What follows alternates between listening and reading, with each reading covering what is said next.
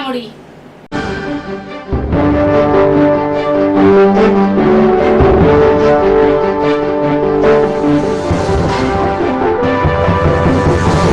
नवी दिल्लीमध्ये तब्बल 27 वर्षाच्या दीर्घ प्रतीक्षेनंतर भारतीय जनता पार्टीने दिल्लीत आपला विजय नोंदवलाय।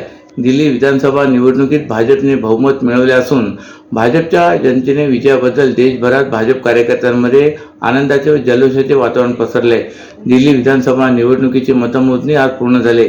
या विधानसभा निवडणुकीमध्ये विधानसभेच्या 70 जागांसाठी आम आदमी पार्टी, काँग्रेस तसेच भारतीय जनता पार्टीचे व अपक्ष उमेदवार निवडणुकीच्या रिंगणात उतरले होते। आज झालेल्या मतमोजणीमध्ये भारतीय जनता पार्टीने तब्बल 47 जागांवर विजय संपादन करून आपलं बहुमत सिद्ध केले, तर आम आदमी पार्टीला 23 जागांवर समाधान मानावे लागले, तर काँग्रेस आणि इतर पक्षांना एकही जागा मिळवता आली नाही।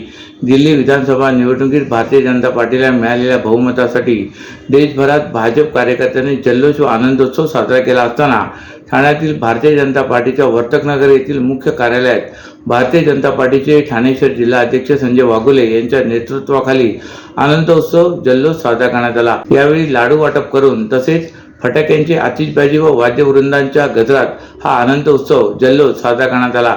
यावेळी भारतीय जनता पार्टीचे ठाणे शहर जिल्हा अध्यक्ष संजय वाघोले, भाजपा महिला मोर्चाचे अध्यक्ष सौ स्नेहा पाटील, भाजपा युवा मोर्चाचे अध्यक्ष श्री सुरेश दळवी, माजी नगरसेवक मुकेश मोकाशी, माजी नगरसेवक राजकुमार यादव तसेच पदाधिकारी, महिला कार्यकर्त्या मोठ्या संख्येने या कार्यक्रमात सहभागी झाल्या होत्या।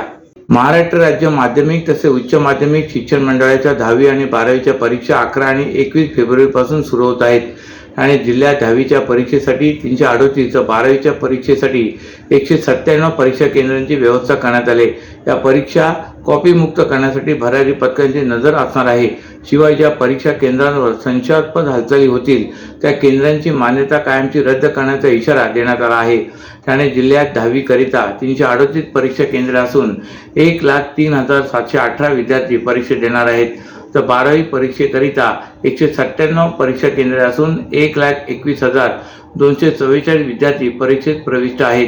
परीक्षा कामकाज 20 परीक्षक केंद्रामार्फत होणार आहे।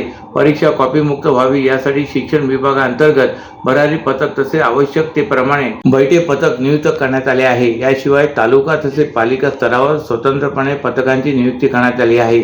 महसूल विभागाअंतर्गत जिल्हाधिकारी भरारी पथके नेमण्यात आली। या व्यतिरिक्त जिल्हा स्तरावरील खाते प्रमुखांनी परीक्षा केंद्रांना भेटी देण्यासंदर्भात नियोजन केले आहे। परीक्षा दरम्यान कॉपी अथवा इतर गैरप्रकार निदर्शनास आल्यास अशा विद्यार्थ्यांवर कारवाई करण्यात येणार आहे। त्यामुळे विद्यार्थी तसेच पालकांनी दक्षता घ्यावी। त्याचप्रमाणे परीक्षा केंद्रांवर गैरप्रकार निदर्शनास आल्यास परीक्षा केंद्र कायमस्वरूपी रद्द करण्यात येईल अशा सूचना प्रशासनामार्फत देण्यात आल्या आहेत। परीक्षा केंद्रावर केंद्र संचालक आणि पर्यवेक्षक म्हणून काम करणाऱ्या शिक्षकांची डिजिटल उपस्थिती घेण्यात येणार आहे। याशिवाय जिल्ह्यातील संवेदनशील परीक्षा केंद्र परिसरामध्ये आवश्यकता असल्यास जिल्हा प्रशासनामार्फत ड्रोन कॅमेरेद्वारे परीक्षा केंद्रांची निगराणी करण्यात येईल। परीक्षा सुरू होण्या अगोदर परीक्षा केंद्रावर आवश्यक भौतिक सुविधा उपलब्ध असण्याबाबत दक्षता घेण्यात येणार आहे। तसेच परीक्षा केंद्राच्या बाहेर प्रशासनामार्फत आवश्यकतेनुसार व्हिडिओ चित्रीकरण करण्यात येईल। परीक्षा केंद्रापासून 500 मीटर परिसरात झेरॉक्स सेंटर परीक्षा कालावधीत बंद ठेवण्यात येणार आहेत। तसेच संबंधित परीक्षा केंद्राच्या परिसरात आवश्यकतेप्रमाणे 144 कलम लागू करण्यात येईल अशी माहिती जिल्हा प्रशासनाने दिली। ठाणे, घोडबंदर, कळवा, मुंब्रा आणि दिवा परिसरात गेल्या काही वर्षापासून पाणी टंचाईची सातत्याने जाणवत असताना ठाणे महापालिका आयुक्त सौरभ राव यांनी काल ठाण्याच्या मालमत्ता प्रदर्शन कार्यक्रमात बोलताना केलेल्या सूतवाचामुळे ठाणेकरांची जलचिंता लवकरच मिटण्याची चिन्हे आहेत। ठाणे शहराला यंदाच्या वर्षात 100 दशलक्ष लिटर तर पुढील वर्षात 100 दशलक्ष लिटर असे 200 दशलक्ष लिटर इतके वाढीव पाणी उपलब्ध होईल अशी माहिती राव यांनी दिली। MCHI क्रीडा या ठाण्यातील बांधकाम व्यावसायिकांच्या संघटनेने आयोजित केलेल्या मालमत्ता प्रदर्शन कार्यक्रमात बोलताना ठाणे महापालिका आयुक्त सौरभ राव यांनी उपस्थितांना शहराच्या पाणी आराखड्याबाबत माहिती दिली।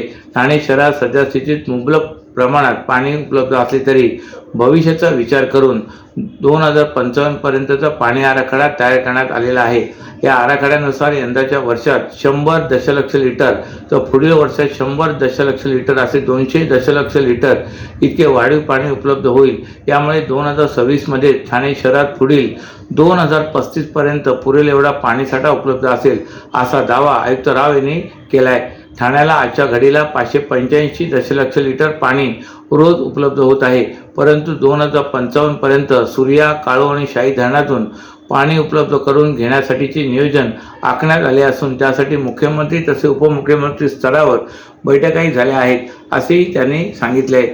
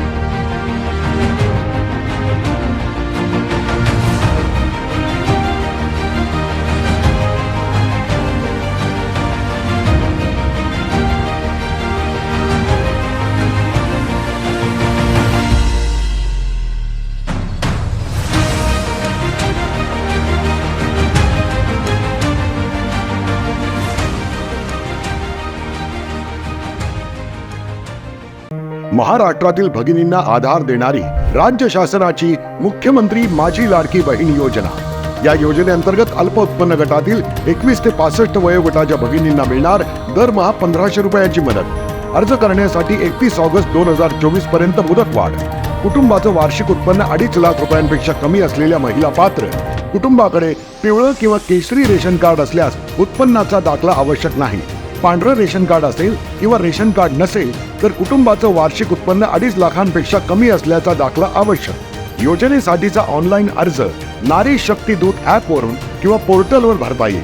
ज्या भगिनींना ऑनलाईन अर्ज भरता येत नसेल त्यांच्यासाठी अंगणवाडी, ग्रामपंचायत, वॉर्ड ऑफिस, सेतू सुविधा केंद्रामध्ये किंवा आशाताई बचत गटाच्या CRP यांची मदत उपलब्ध.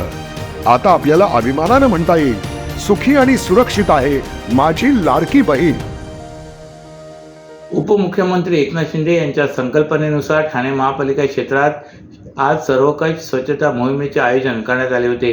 मोहिमेची सुरुवात कोपरी गणेश विसर्जन घाट, अष्टविनायक चौक येथे अतिरिक्त आयुक्त प्रशांत रोडे यांनी साफसफाई करून केले. त्यांच्यासह आरोग्य अधिकारी डॉक्टर राणी शिंदे, सहाय्यक आयुक्त सोपान बाईक तसेच नानासाहेब धर्माधिकारी प्रतिष्ठानचे कार्यकर्ते मोठ्या संख्येने या कार्यक्रमात सहभागी झाले होते. महापालिकेतर्फे दैनंदिन स्वरूपात स्वच्छता केली जाते. त्याच जोडीला 2 वर्षापासून उपमुख्यमंत्री एकनाथ शिंदे यांच्या संकल्पनेनुसार नियमितपणे सर्वकष स्वच्छता मोहीम राबवली जाते.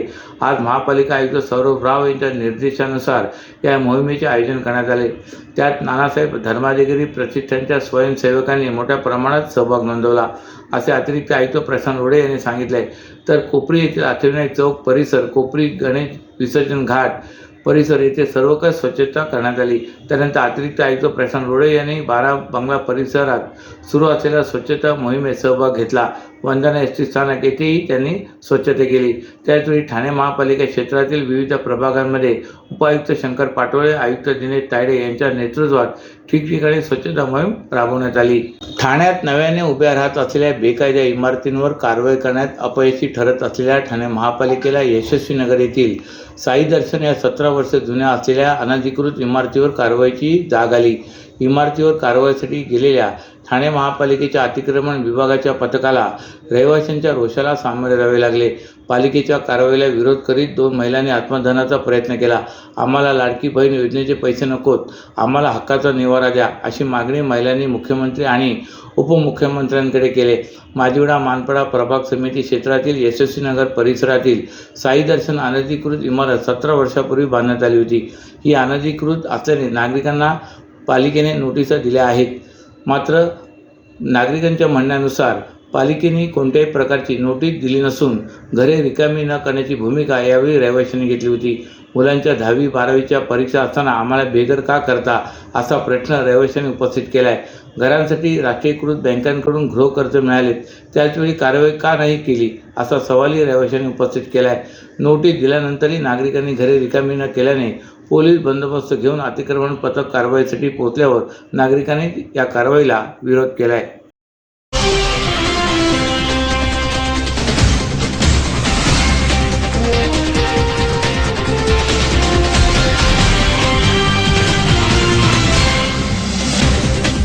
या होत्या आजच्या काही ठळक घडामोडी. तर पुन्हा भेटू याच वेळी याच ठिकाणी.